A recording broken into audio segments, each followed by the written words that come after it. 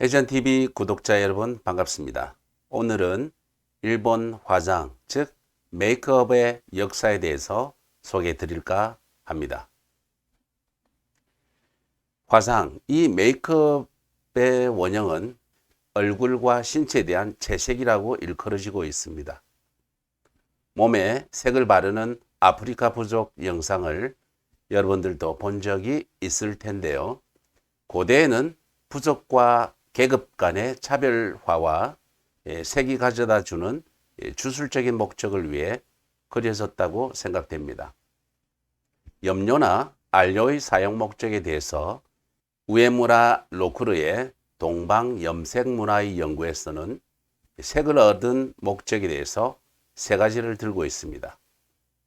상대에 있어서 안료 사용의 목적은 첫째는 저주의 의미를 가지는 것, 둘째는 식별을 하는 수단으로 하는 것, 셋째는 장식의 의미를 갖는 것이라고 했습니다. 상대란 일본사의 시대 구분의 하나로 일본의 문헌에 남아있는 아스카 시대 후기부터 나라 시대로 600년에서 784년 무렵을 가리킵니다. 어류에 대한 염색도 몸이나 얼굴에 대한 채색도 원래는 단순한 장식을 위해서만이 아니라는 것입니다. 일본의 화장 문화는 크게 중국 문화에 영향을 받은 붉은색을 바르는 화장의 시대부터 그 후에는 흰색을 바르는 화장의 시대로 나누어서 볼 수 있습니다. 2차 세계대전 후에는 서양의 화장 방법을 모방하여 오늘날의 화장으로 변화해 온 것입니다. 일본에서 화장의 기원인 붉은색 화장은 나라 시대, 즉 중국과 불교 문화에서 유래한 것으로 생각됩니다. 3세기 중반에서 7세기경까지의 고분 시대에 만들어졌다고 알려진 일부 한의화에 붉은색 화장을 적용했는데, 여기서 한의화란 흙으로 만든 인형으로 이해해 두시면 될 것 같습니다. 이 점에서 당시 일본에서도 얼굴을 붉게 바르는 문화가 있었던 것으로 추정됩니다. 붉은색은 사람들의 삶과 밀접한 관련이 있는 가장 기본적인 색이라 할 수 있으며, 붉은색이 위험을 피하기 위해 사용된 역사가 있습니다. 적반, 즉 붉은 밥을 먹고 붉은색의 기모노를 아이들에게 입히는 것도 고대에는 부적의 의미를 가졌다고 합니다. 현대에도 그 고전적인 붉은색을 사용한 메이크업의 잔재가 있는데, 이즈모의 미호 신사에 전하고 있는 아오 후시가키라는 행사에서 마치 우리나라의 연지와 곤지처럼 이마와 뺨에 빨간색으로 둥글게 채색하는 고전 화장의 잔재를 볼 수 있습니다. 또한 일부 지역에서는 액마기와 건강한 성장을 기원하기 위해 갓난아기의 이마에 빨갛게 채색하는 관습이 남아있고, 같은 의미로 신사참배 시 아이 이마에 빨갛게 채색하는 아야꼬로서 계승되고 있습니다. 이 아야꼬라는 것은 태어난 아이를 처음 신사에 참배시킬 때 냄비 밑의 검댕이나 주홍색으로 이마에 X 표시나 개 견자 등을 쓰는 풍습을 말합니다. 옛날부터 붉은색은 적토, 즉 붉은 흙이나 천연주, 즉 천연 주홍색 안료, 그리고 화장할 때 적색 안료인 연지에서 얻었다고 합니다. 먼저 적토인데요. 이 적토는 붉은 산화철이 주요 성분인 토양으로 화장뿐만 아니라 화상 치료에도 사용되었습니다. 산화철 일종인 벵갈라, 이 벵갈라는 네덜란드어로 황토를 구워서 만든 붉은 안료를 말하는데 지금도 파운데이션 등 화장 기초의 착색료로 사용되고 있습니다. 다음으로 전현주인데요. 이 전현주는 황산수은을 주요 성분으로 하여 중국에서는 불로불사의 약으로 사용되었으며 달걀 흰자와 혼합한 것은 치약이나 화장품으로도 사용되었습니다. 그리고 홍인데요.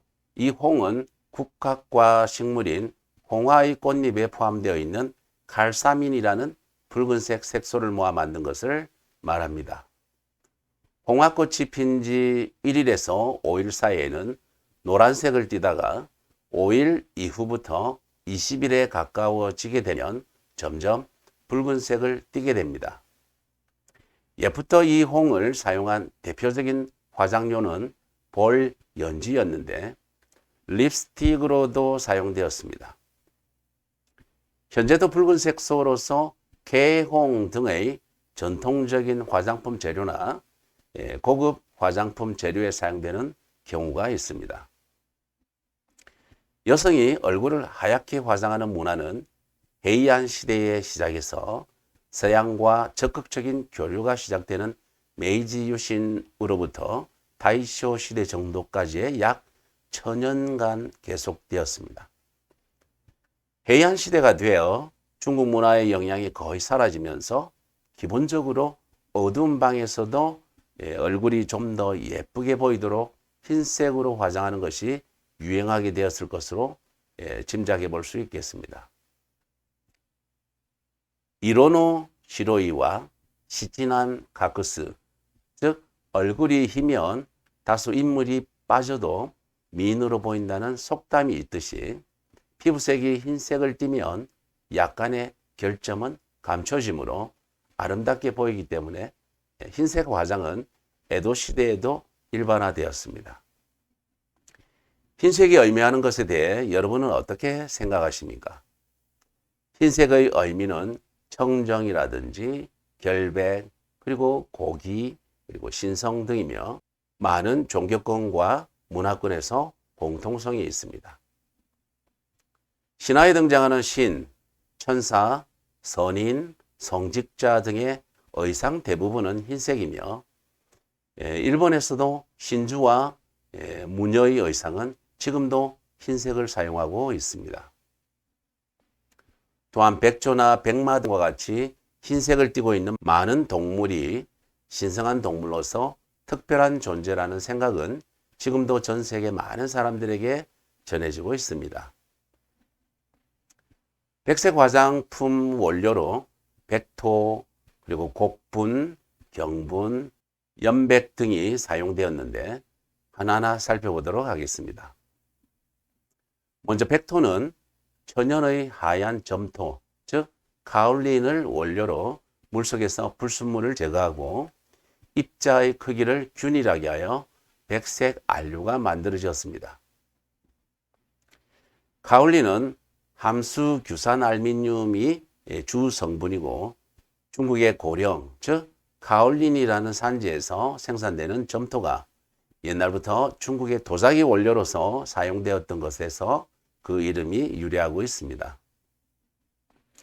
지금도 백분이나 메이크업 베이스로서 사용되는 경우가 많습니다. 다음으로 곡분인데요.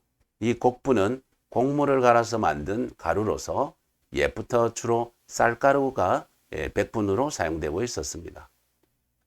백분에는 쌀가루보다 미세하고 피부에 닿는 느낌이 좋고 흰색을 잘 띠는 전분가루 등 다양한 원료가 사용되고 있었습니다. 또한 키카라스 우리라는 식물에서도 백분을 얻었다고 하는데 이 키카라스 우리는 우리말로는 하늘탈이나 하늘수박이라고 불리는 박과에 속하는 여러 해살이 덩굴식물로서 그 뿌리로부터 얻은 천화분을 옛부터 백분으로 사용되어 왔습니다. 이번에는 경분인데요. 이 경분이란 가벼울 경자와 가루분, 즉 가벼운 가루라는 의미를 가지고 있고 오래전부터 중국에서 전해진 염화순이 주 성분인 백색 분말을 말합니다. 무로마치 시대에는 일본에서도 생산되어 당시 대유행했던 매독 치료약이나 백분으로서도 사용되고 있었습니다. 그리고 연백은 납 연자와 힐 백자의 한자를 쓰고 있고 염기성 탄산납의 백색 안료로 에도시대 중기에 수요가 확대되었습니다. 그 배경으로는 일단 가격이 저렴했고 백분을 바르는 면적이 가슴이나 등에 이르기까지 늘어났다는 점과 배우나 게이샤, 유녀 등의 화장법이 일반 서민들에게까지 보급된 점에 있다고 볼 수 있습니다. 다만 연백을 바른 어머니의 유방으로부터 수유하는 도중 납 중독에 의해서 많은 유아가 사망한 예가 있었기 때문에 일본에서는 1934년에 납을 사용한 백분의 제조가 금지되었다고 합니다. 메이지 시대에는 메이크업 분야에서도 근대화의 물결이 밀려오고 서양으로부터 화장품과 서구식 화장법이 일본에 들어오게 됩니다. 당시 수입 화장품은 품질은 좋았지만 가격이 너무 비쌌기 때문에 일반인들에게 보급되기까지는 다소 시간이 걸렸고 그리고 메이지 말기가 되자 서양의 수입품을 모방한 화장품이 판매되었는데 사용된 색의 대부분이 백색이었다고 합니다. 다시 말해서 메이지 시대에도 여전히 많은 사람들이 전통적인 백분을 기본으로 한 화장을 했다는 것입니다. 그 후 다이쇼에서 쇼와 초기에 걸쳐서 복장이나 헤어스타일이 서양화로 바뀌고 있었지만 여전히 백분이 주류를 이루었습니다. 제2차 세계대전 후 서양 문화의 영향을 받으면서 현대적인 화장이 급속히 퍼지게 되었고 과학기술의 진보와 함께 화장품 분야의 제조기술도 비약적으로 향상되었습니다. 오늘은 약 1000년간 유행했던 백색 화장이 일본의 대표적인 메이크업 문화를 이루어왔다는 점을 소개해 드렸습니다. 다음 시간에는 보다 알찬 콘텐츠로 뵙겠습니다. 도움이 되셨다면 추천 부탁드립니다. 감사합니다.